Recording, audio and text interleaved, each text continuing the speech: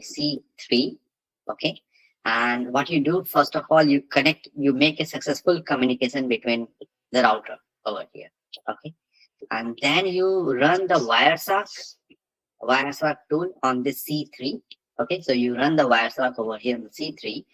And what happens is that, because let's say this C1 is about to send some data to C2. Okay.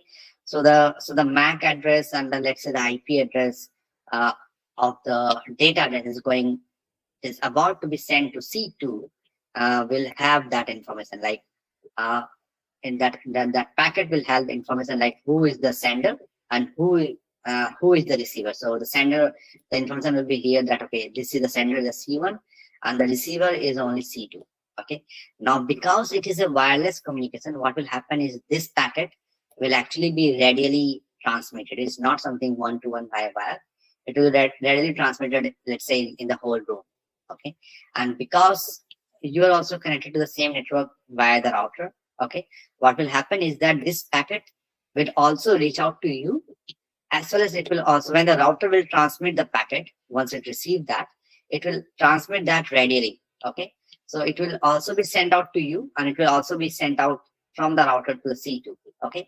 Now, in normal fashion, what will happen is that when the C2 receives that packet, it sees that, okay, the sender is C1 and the receiver is C2, and it will check the details of C2 if the IP address and MAC address is matching.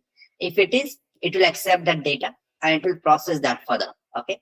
But because that data has also reached out to you by the router, because it's a wireless communication, what you will do, you will set up, so what will actually happen in the C3 will actually disregard this packet. Okay, in a normal fashion, it will see that because the receiver is C2, but since it's C3, it will disregard that. But what you do is, like, using Wireshark, before it is getting disregarded, you can at least see that what kind of packet was actually received by your what kind of packet was received by your computer, even though it was disregarded in normal fashion by the C3. And using that, you can actually see what kind of data is kind of going back and forth between two devices using Wireshark.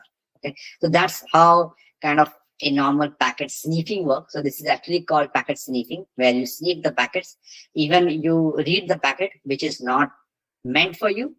And one of the tools that helps you in doing that from a GUI perspective is the Wireshark. Okay, so this is the Wireshark software. So how kind of it looks like, and what you do, just click on this and continue with saving, and let's say capture. I stop it and I want to capture, let's say, the packets. So what I do now, you see that there are multiple interfaces over here. Okay, so if you see what these interfaces mean, these are actually the kind of different hardware components. So ENP0H3 is actually kind of virtual hardware, which is running between my computer and the host computer, and then it is reaching out to the internet. So the spike over here is like telling us, okay, if there is some data going back and forth. So as soon as I, let's say, open Firefox, okay, and you see like there's no spike right now, but let's do some searches, like let's visit google.com. Okay, now as you see, like there's now a spike over here. Okay, so there's a spike coming in this loop. So as soon as the google.com was open, you see a spike over here. So that means that the data that is going from this Remnex system to the network is actually kind of, there is some activity in this interface. So if there was no activity, and even though, like, even if you visit the website and let's say there was no activity, and then there is some fault with the interface. But now we see that when we visited google.com, there was a very minute spike over here. So what will happen is that you can also use this spike to kind of understand, let's say, which interface you need to kind of see.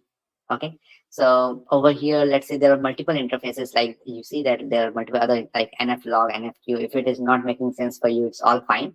And there's also like Bluetooth monitor. So now, because there's no communication happening between Bluetooth and all, we just see a plain line over here. Now, if you want to tap the network, what we can do is we can just tap on the one on that interface, where we see certain spike. So we know that okay, if we tap on that, we will be kind of getting the data from there. So so now let's do one thing. Let's close this out. Okay, and let's say continue without saving. So now we are not now as of now there's no packets, and now let's open Firefox quickly.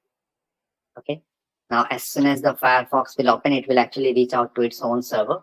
Okay, and that's where you start seeing the alerts. So you start seeing the packets going back and forth.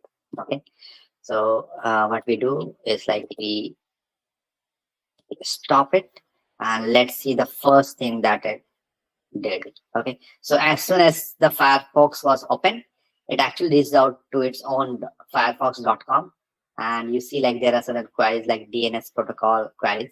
We will discuss this DNS protocol in kind of very detail, very detail. And you see that okay, what it is doing is that the source is this. The source is my the IP address of this Remnex OS, and it is trying to reach out to the gateway. And gateway is my host computer, my Mac laptop. This is the IP address of the destination, and it's trying to get the IP address of this website, detectportal.firefox.com. And once it got that, what it is doing is like it is now transferring, so that you can see this is a TCP protocol. So TCP protocol works in kind of what you say, works in the transport layer. Okay, that's where the protocol, you can see that okay, once this connection was, so it first made a query, it got the IP address, it established the connection, and then the actual data started coming in. Okay, so now let's not go further. Let's see how we can kind of tap out on the data link layer. Okay, so let's see over here. So this is the frame, the whole binary. Okay, so this is the frame, the whole binary that went out from this Remnex host to my host laptop. Okay, so from this virtual OS, it went to my host laptop. So this is the full frame, the full binary, and how it will make sense. So this is the data that is coming from the data link layer. Okay, so layer 2. Okay, so this is a layer 2 layer. Okay, so if we so now it doesn't make sense for us. Like if you just see the binary over here, it is not making sense to what this binary means. But what Wireshark does is like it actually parses the data link layer, the data that was transferred on the data link layer in an easy to understand format. Okay, so if we click on this, it says that the data link layer data is whatever it is highlighted in this binary. So it's starting from 52 to 0800. Okay, now if we click on this arrow button, we expand that, and we see that okay, this is the MAC address, okay, of the Remnex host OS, and this is the source, like my own MAC address of my host laptop, my Mac laptop. Okay, so this all data is coming from the data link layer, and that's where we kind of read the information. Okay, this binary actually means that okay, this is the MAC address of the receiver, and this is the MAC address of the sender, which is the Remnex host over here.